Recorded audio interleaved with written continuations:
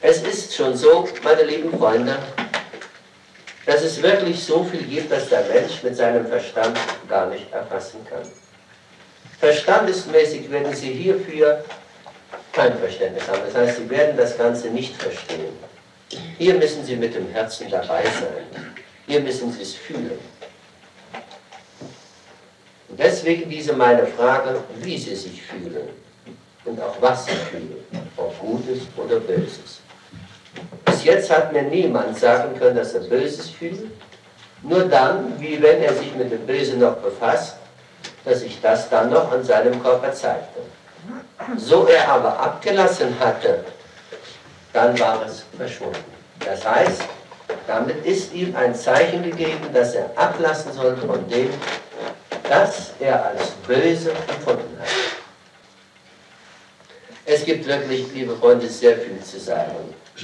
Aber ich kann es nur immer den Menschen sagen, wenn ich weiß, dass er gut folgt. Und dass er von den Erfolgen sich selbst überzeugt hat. Ich will grundsätzlich nicht haben, dass er leichtgläubig ist, dass er zu den Leichtgläubigen zählt oder womöglich in Illusionen verfällt.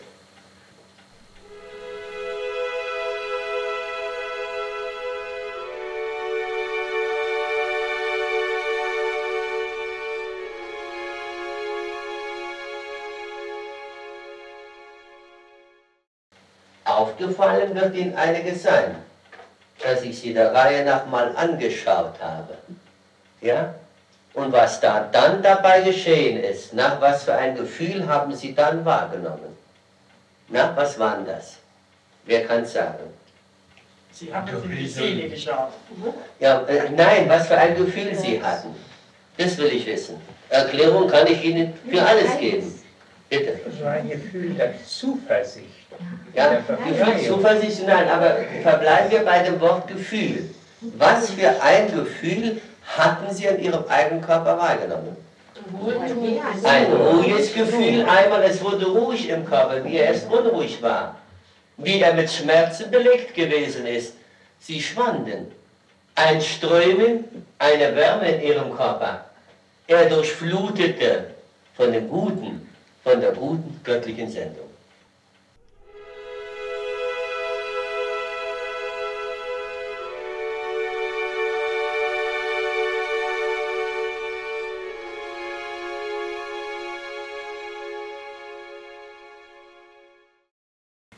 Haben Sie jetzt ein warmes, ein liebevolles Herz, auch für Ihre Nächsten?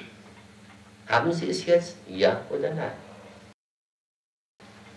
Wäre das zu viel, wenn Sie auch mal hier und dort einen Freund aufsuchen würden? Ihn nicht nur so zu trösten, dass Sie nicht daran glauben, nein, aber auch wirklich für ihn zu schaffen, eine Zeit dafür herzugeben, ihn zu besuchen und ihnen das Gute bringen, das heißt, im göttlichen Willen leben und im göttlichen Willen das auch tun, dass Sie der Mittler sind. Glauben Sie, das haben Sie gar nicht nötig? Doch, dazu sind Sie genauso verpflichtet wie auch ich. Sie sind sich Ihres Hierseins, Ihres Erdenlebens nur nicht bewusst. Sie haben sich selbst nicht erkannt und daher konnten Sie Gott noch nicht erkennen.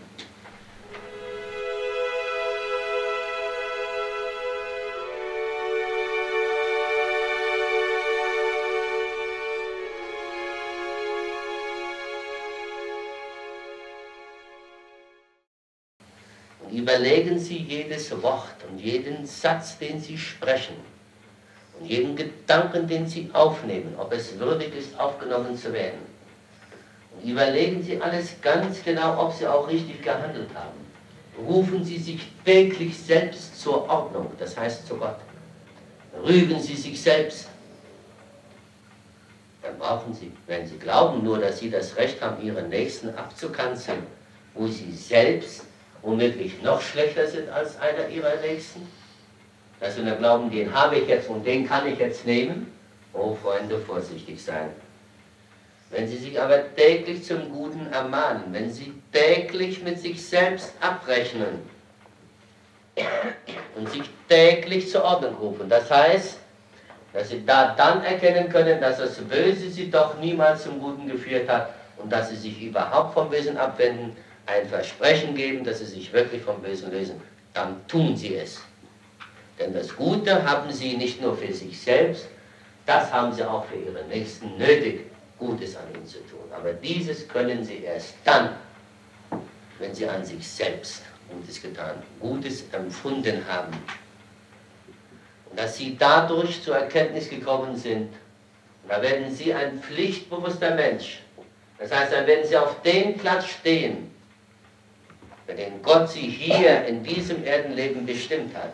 Dann werden sie Gott dienen. Der erste Gottesdienst ist ja, wenn der Mensch zur Selbsterkenntnis, das heißt zur Selbstbesinnung kommt, dann die Selbsterkenntnis und dann, dass er sich auf sein Hiersein genau besinnt, dass er weiß, wozu er hier ist, dass er seinem Körper dienlich ist, ihm das zukommen lässt, was Gott für ihn bestimmt hat, dass er wirklich Gott so folgt, wie er zu folgen hat. Denn er ist und bleibt ein göttliches Geschöpf.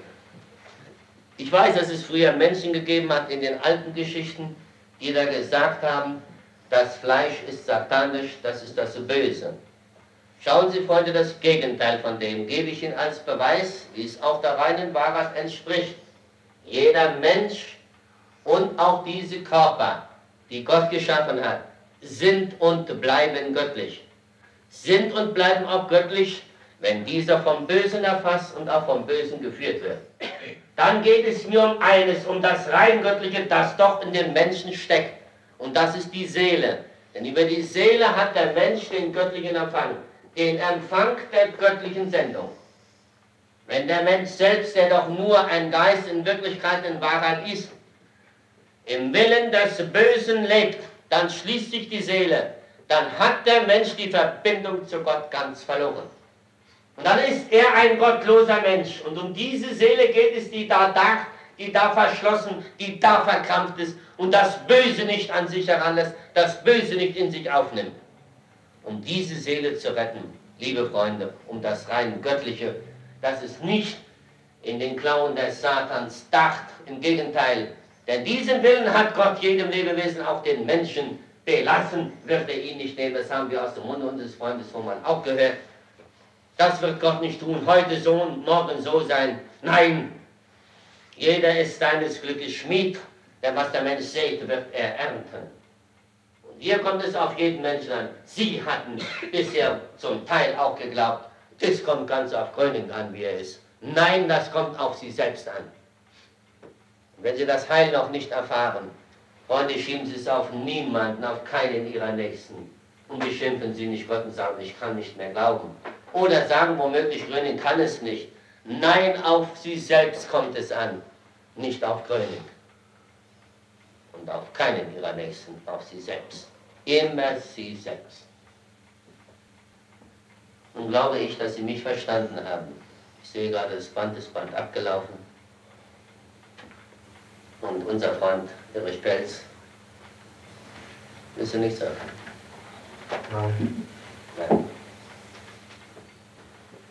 Also, nochmal zurück, liebe Freunde, um Sie wirklich festzuhalten, um für Sie weiter und besser schaffen zu können, wissen Sie ja heute schon, wo Sie hingehören.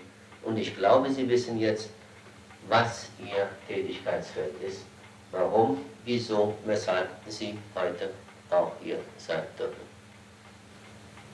Ich glaube, das wird Ihnen jetzt auch bewusst sein, oder? Und glauben Sie, dass Sie für Ihre Nächsten auch Hilfe holen können? Ja, da steht es, und da steht in vielen schon geschrieben, wie Menschen das Gute, so sie an ihre Nächsten und für ihre Nächsten geglaubt haben, dass sie das erhalten haben. Ja. Aber sie müssen natürlich sich jetzt von allem Bösen lösen, das Gute in keiner Weise anzweifeln, das Böse immer wieder abwenden, nicht in sich erst aufnehmen und nur in einem Willen, in dem Willen Gottes leben. Nun, liebe Freunde, so Sie jetzt wirklich das Gute beherzigen, so Sie es beherzigen, und so Sie immer zum Guten, immer zu Gott stehen, und so Sie wirklich alles Gute an sich selbst tun, in sich selbst aufnehmen, sodass Sie in allem Guten, was Gott für uns, für jedem Lebewesen hier auf dieser seiner Erde geschaffen hat. Ich wünsche Ihnen allen alles Liebe Gute.